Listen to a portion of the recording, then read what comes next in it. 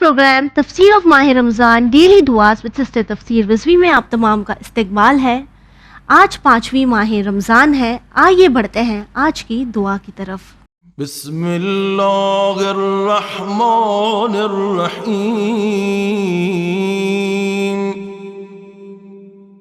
اللہم اجعلنی فیہ من المستغفرین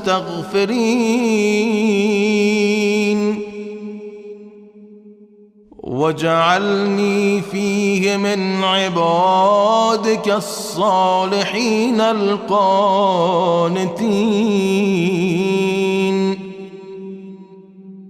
واجعلنی فیہ من اولیائک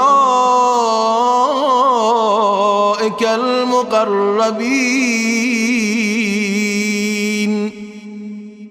برأفتک یا ارحم الراحمین۔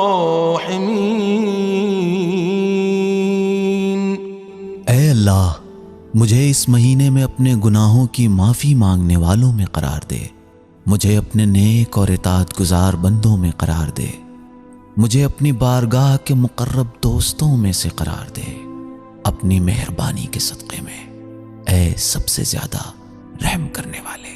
سسٹر السلام علیکم۔ علیکم السلام ورحمۃ اللہ وبرکاتہ۔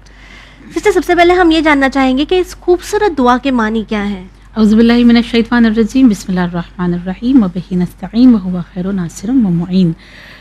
ترجمہ اس دعا کا اس طرح سے ہے کہ خدایا، آج کے دن مجھے استغفار کرنے والوں میں اور اپنے نیک عبادت گزار بندوں میں اور اپنے مقرب اولیاء میں قرار دے دے، اپنی مہربانی سے اے بہترین رحم کرنے والے۔ جی، پہلے ہی مرحلے پہ کیا مانگا گیا؟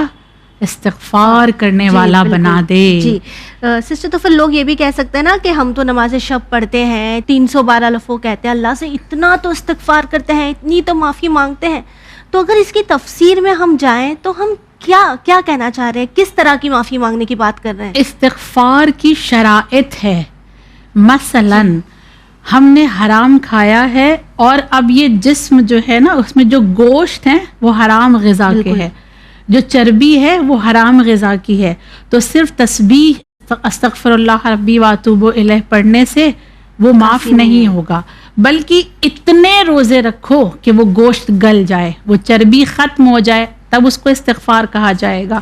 دوسری مثال، کسی کا مال کھا لیا، قرض لے کر واپس نہیں دیا، کسی کا حق ہم پر باقی تھا اور اسے واپس نہیں دیا، تو صرف تسبیح پڑھنے سے وہ گناہ معاف نہیں ہوگا، استغفار کر لینے سے وہ معاف نہیں ہوگا، بلکہ اس کا حق ادا کیا جائے، اس کا مال لوٹایا جائے، اور اگر لوٹانے کی کیپیسٹی نہیں ہے اس سے معافی مانگ کر اس کو راضی کر لیا جائے۔ اگر وہ راضی ہو جاتا ہے تب جا کر آپ کا استغفار جو ہے وہ صحیح مانا جائے گا۔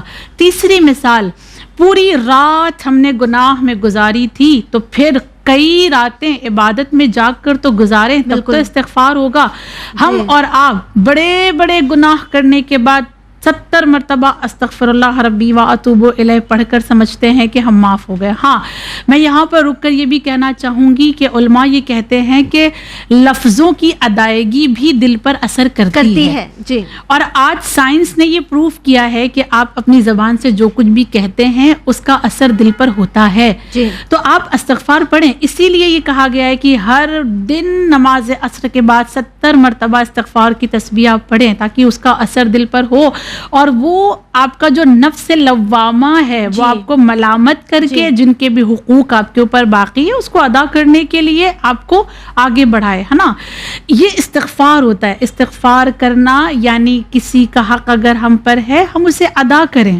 ہاں، ہمارے اندر کوئی گوشت حرام ہے ہم اسے ختم کریں، تب وہ استغفار مانا جائے گا، وگرنہ استغفار صرف تسبیح پڑھنے کے معنی میں نہیں ہے۔ جبکہ اتنے زیادہ اثرات بتائے گئے ہیں۔ ایک حدیث میں ہے کہ جو انسان استغفار کرتا ہے اللہ اسے 4 چیزیں عطا کرتا ہے۔ سب سے پہلا، اس کا غم و غصہ ختم ہو جاتا ہے۔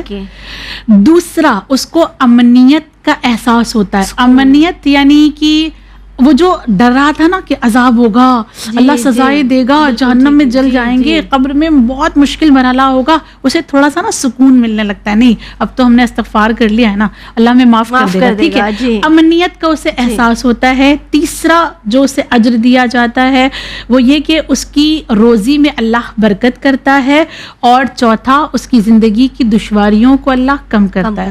لہٰذا پڑھیں، استغفار پڑھیں، لیکن جو شرطیں اس کی بتائی گئی ہیں اس کے ساتھ کریں، ٹھیک ہے۔ تو یہ استغفار کی ایک توفیق مانگی جا رہی ہے اس میں، اور اس میں یہ کہا جا رہا ہے کہ اللہ اپنی اطاعت کرنے والا بنا دے، یعنی کیا، عبادت گزار بنا دے، یعنی کیا، تاکہ عبادت تو پھر کہیں گے لوگ کہ ہم کرتے ہی ہیں، ماہ رمضان میں قرآن پڑھنا چاہیے، وہ تو ہم پڑھتے ہیں، تو کس طرح کی اطاعت کی یہاں بات، اور یہ کس چیز پہ زور دیا جا رہا ہے؟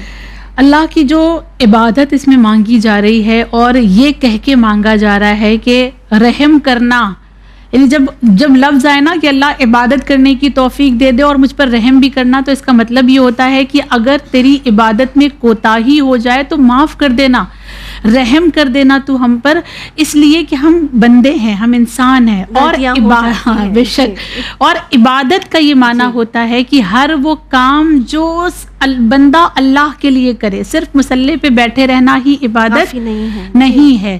عبادت ہر اس کام کو کہتے ہیں جو قربتاً اللہ کیا جائے، اسی لیے اس مہینے میں اللہ کی مرضی مانگی جا رہی ہے، کہیں پر قرآن پر عمل کرنے کی توفیق مانگی جا رہی ہے، کہیں پر اللہ سے کہا جا رہا ہے اللہ مجھے قیام کرنے والا بنا دے، اور کہیں کہہ رہے ہیں کہ عبادت گزار بنا دے اپنے رحم کے ساتھ۔